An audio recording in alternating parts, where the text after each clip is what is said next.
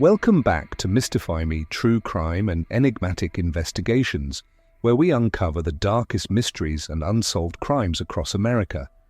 In today's episode of our series, State of Mystery, we're taking a deep dive into one of the most infamous crimes in American history, the brutal and senseless murders of the Clutter family in 1959.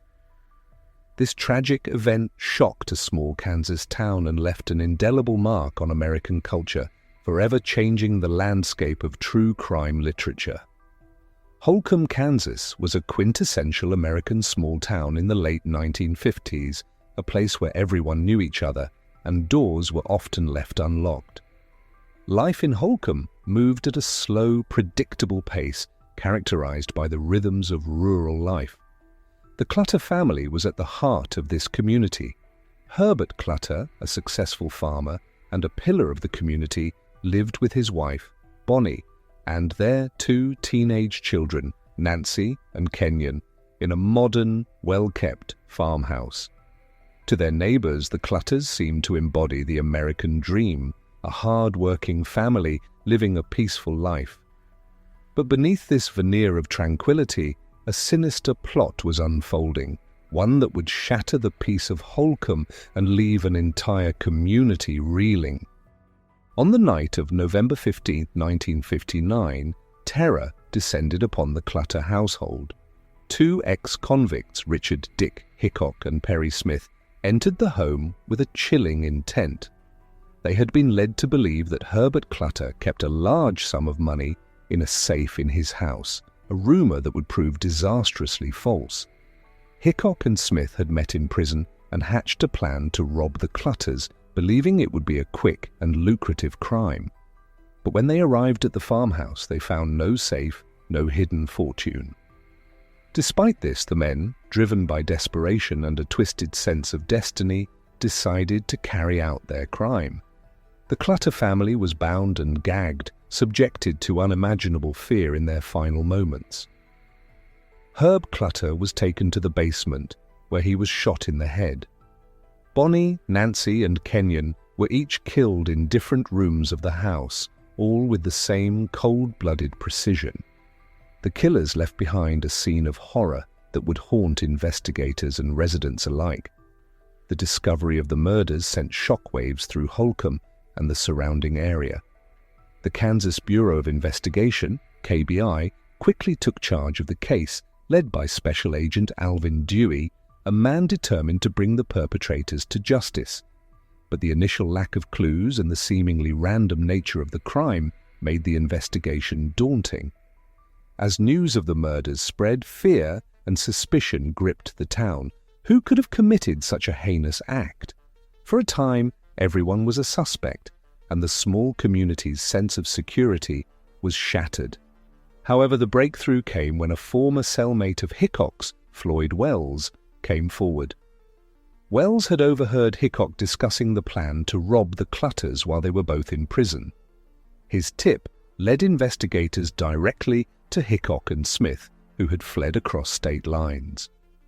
After weeks on the run, the two men were apprehended in Las Vegas. Under intense questioning, Perry Smith eventually confessed, detailing the horrific events of that night. Their capture brought some measure of relief to the terrified community, but the story was far from over. The trial of Richard Hickok and Perry Smith became a national spectacle, drawing attention from across the country. The crime itself was shocking enough, but what truly captivated the public was the personalities of the killers, particularly Perry Smith, a man whose troubled past and complex psyche would later become the focus of Truman Capote's In Cold Blood. The defense argued that Smith and Hickok were mentally unstable, hoping to avoid the death penalty. However, the brutality of the crime and the overwhelming evidence against them left little room for mercy. After a swift trial, both men were found guilty of murder and sentenced to death. Their executions in 1965 marked the end of the legal chapter, but the story of the Clutter family murders would continue to resonate. The Clutter family murders might have faded into obscurity, one of many tragic crimes in America's history, if not for the work of Truman Capote. Capote, a celebrated author known for his brilliant yet controversial writing style, became obsessed with the Clutter case. Along with his close friend Harper Lee, Capote traveled to Holcomb to conduct interviews, immerse himself in the lives of the town's residents, and understand the minds of the killers. His resulting work, In Cold Blood, published in 1966, was groundbreaking. Capote meticulously reconstructed the events leading up to the murders, the crime itself, and the aftermath, blending journalism with the narrative style of a novel. The book was a sensation, hailed as the first non-fiction novel, and it solidified Capote's place in American literary history. But In Cold Blood was more than just a retelling of the Clutter murders. It was a deep exploration of the nature of violence, the fragility of the American dream, and the complexities of justice. The book raised ethical questions about the portrayal of real-life tragedies and the impact of crime on society, a legacy that continues to influence true crime writing and media to this day. Even decades after the Clutter family murders, the case remains a haunting chapter in American history. It symbolizes the loss of innocence not just for the small town of Holcomb, but for a nation grappling with the darker aspects of human nature.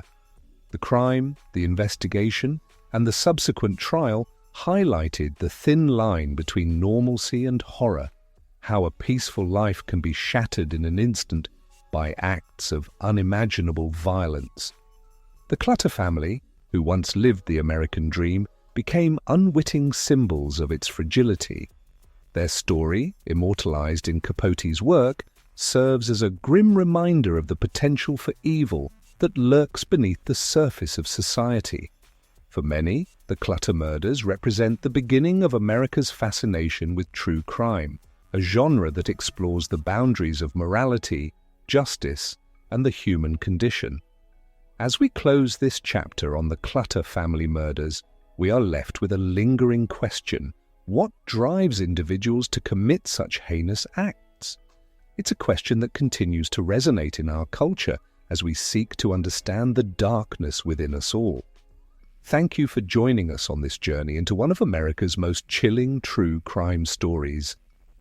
The Clutter family murders may have taken place over 6 decades ago, but their impact is still felt today, both in literature and in our collective consciousness. If you found this episode insightful, don't forget to like, subscribe, and share it with others who are as fascinated by true crime as we are. We'd love to hear from you. Have you come across any unsolved mysteries or paranormal events in your part of the country?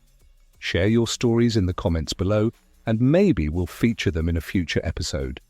Until next time, stay curious, stay safe, and keep exploring the mysteries of our world.